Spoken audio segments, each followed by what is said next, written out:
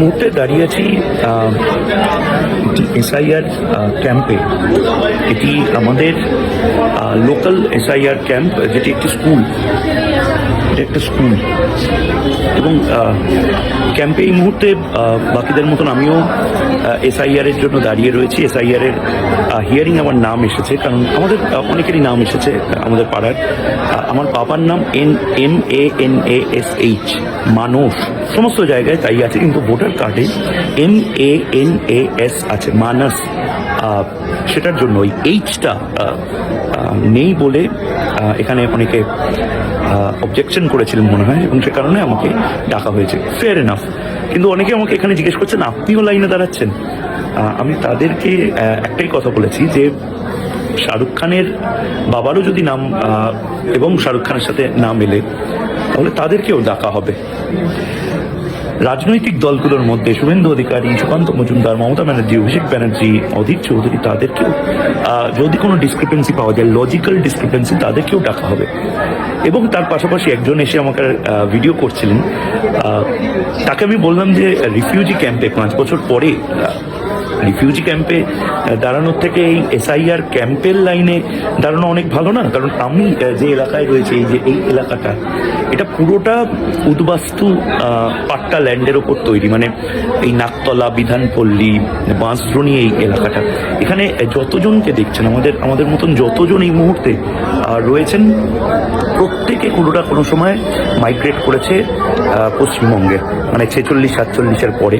এবং এখানে যারা রয়েছেন, তারা প্রত্যেকেই যে লাইনে দাঁড়িয়ে রয়েছেন, আমি তাদেরকে একটাই কথা বললাম, এর পরের প্রজন্ম যেন আর মাইগ্রেট করে আর রিফিউজি হয়ে না চলে যায়। কারণ যেভাবে রোহিঙ্গা, বাংলাদেশি অনুপ্রবেশকারীরা ঠিক করছে ভোটার লিস্টে, তার জন্য একদিন বা 1 মাসের এই হ্যারাসমেন্টটা বা সমস্যাটা বা লাইনে দাঁড়ানোটা, অনেকে যেটা বলছে, সেটা যথেষ্ট আন্ডারস্ট্যান্ডেবল।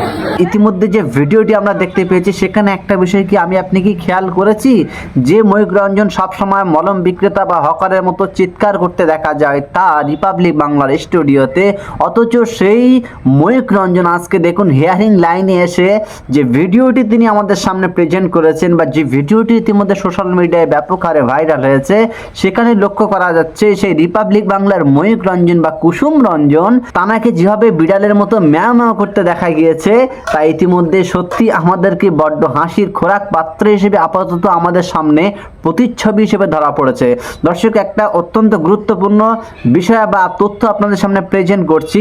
এই ময়ূক রঞ্জন কি করেছেন জানেন? এসআইআরের নাম নোটিশ আসার জন্য আমরা সাধারণত, বিশেষ করে আমরা যারা ভারতীয়, আমরা যারা বর্তমান পশ্চিমবাংলার বাসিন্দা, আপাতত আমরা এসআইআরের নোটিশ পাওয়া মাত্র আমাদের যে ডকুমেন্টস থাকে, আইডেন্টি কার্ড, আধার কার্ড, প্যান কার্ড বা স্কুল সার্টিফিকেট বা রেসিডেন্টাল সার্টিফিকেট, একাধিক যে 13টি ডকুমেন্টসের কথা ইতিমধ্যেই ভারতের মুখ্য নির্বাচন কমিশনার বা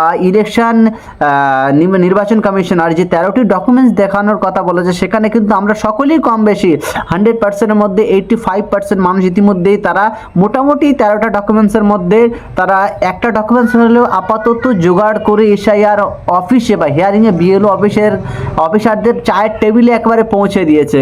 কিন্তু আপনি জানি কি যে এই ময়ূক রঞ্জন, যার নামে আপাতত এসআইআরের নোটিশ এসেছে, তাকে ইতিমধ্যেই একেবারে চিহ্নিত করে দিয়েছে নির্বাচন কমিশন যে you are not a Indian citizen, অর্থাৎ বলা হচ্ছে আপনি ভারতীয় নাগরিক না।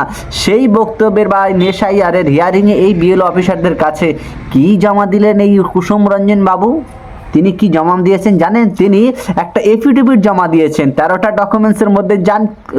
তার মধ্যে 13টি ডকুমেন্টসের মধ্যে তার তো 13টি ডকুমেন্টস নেই, থাকবে কি করে? সে তো অনুপ্রবেশকারী, সে তো কাঁটাতার পেরিয়ে আসছে। আমি অন্তত দায়িত্ব নিয়ে বলছি, তিনি তো একজন বাংলাদেশি, তাহলে 13টি ডকুমেন্টস তিনি কোথায় পাবেন? 13টি ডকুমেন্টসের পরিবর্তে তিনি ডকুমেন্টস হিসেবে কি সাবমিট করেছে বা শো করিয়েছে হিয়ারিং অফিসারের কাছে? তাহলে শুনুন, তিনি শো করেছে একটা কোর্ট এফিডেভিট।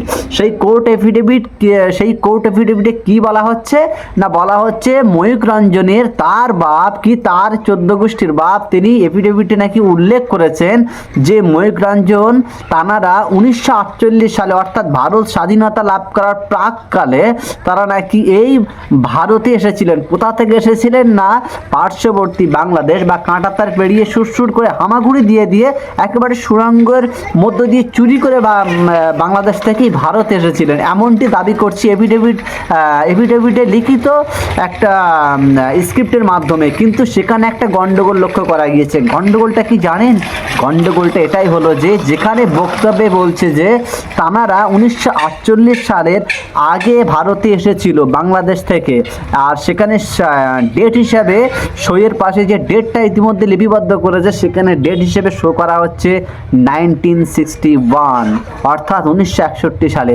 তাহলে কতটা ভাঁওতাবাজি বা চিটিংবাজি! এমনি শুভেন্দু এবং এই ময়ূক রঞ্জনের মধ্যে বিশাল একটা চিটিংবাজি, একটা বেফাস মন্তব্য এবং তাদের ফাজলামির একটা বিষয় আমরা বারবার লক্ষ্য করছি। কিন্তু তারও একটি নির্ধারণ রূপ আবার আমরা লক্ষ্য করলাম যে এসআইআর বা বিএলও অফিসারদের কাছে 13টি ডকুমেন্টসের পরিবর্তে তিনি এফিডেভিট যে ডকুমেন্টসটি সাবমিট করেছে সেখানেও চিটিংবাজি করেছেন এই ময়ূক রঞ্জন। হ্যাঁ, আপনি ঠিকই শুনছেন, অন্ধভক্ত তো আপনিও শুনে রাখুন, আপনাদের বাপ ওই যে রিপাবলিক বাংলার অনার এই ময়ূক রঞ্জন তিনি কোর্ট এফিডেভিট জমা দিয়েছেন যেখানে আমরা দেশের ভারতীয় নাগরিক, আমাদের পূর্বপুরুষেরা সকলে এই ভারতের নাগরিক, সেখানে আমাদের 13টা ডকুমেন্টস জমা দেওয়ার পরেও আমরা এখনো হয়রানি হচ্ছি, অর্থাৎ আমরা এই ভারতের বৈধ নাগরিক, সেখানেও আমাদেরকে ঘুরিয়ে ফিরিয়ে নির্বাচন কমিশনার অবৈধ বানানোর হয়রানি করছে।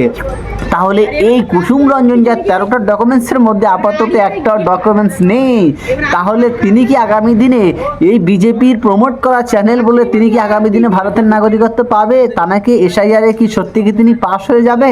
এখন সেটা একটা বড় প্রশ্নের বিষয়। দর্শক, আজকের গুরুত্বপূর্ণ প্রতিবেদন সম্পর্কে বিশেষ করে ময়ূক রঞ্জন এসআইআরের লাইনে দাঁড়িয়েছে যেখানে নাকি রোহিঙ্গাদের দেখা মেলা যায়, যেখানে নাকি হু করে একাধিক শুভেন্দুর কথায় প্রায় 1.5 কোটি রোহিঙ্গাদের হদিশ পাওয়া গিয়েছে এসআইআর লাইনে। সেখানে দেখলাম যে একজনও রোহিঙ্গা তো আপাতত এখনো কোনো গদি মিডিয়া, চটিচাটা মিডিয়া নির্বাচন কমিশনার নাম শো করতে পারেনি। তাহলে সেই এসআইআরের যে রোহিঙ্গা কথা বলছে, তাহলে কি এই কুসুম রঞ্জন বা ময়ূক রঞ্জন তো রোহিঙ্গা নয়? এখন প্রশ্ন উঠছে। দর্শক, আজকের গুরুত্বপূর্ণ প্রতিবেদন সম্পর্কে অবশ্যই ফাটাফাট আপনার মন্তব্য করুন। চ্যানেল কমেন্ট বক্সে একটা লাইকের আবদার তো করতেই পারি। আর এই অন্ধভক্তদের কাছে ভুল করেও নয়, যারা একটু আধটু সমাজ সচেতন বা যারা দেশপ্রেমিক, ভারতের একজন সত্যিকারের নাগরিক, তাদের কাছে ভিডিওটি শেয়ার করতে পারেন, কারণ তাদের এই তথ্যটি জানা দরকার। আর অবশ্যই চ্যানেলটি সাবস্ক্রাইব করুন, কাজে আসতে পারে। আপাতত আজকের গুরুত্বপূর্ণ ভিডিও থেকে বিদায়।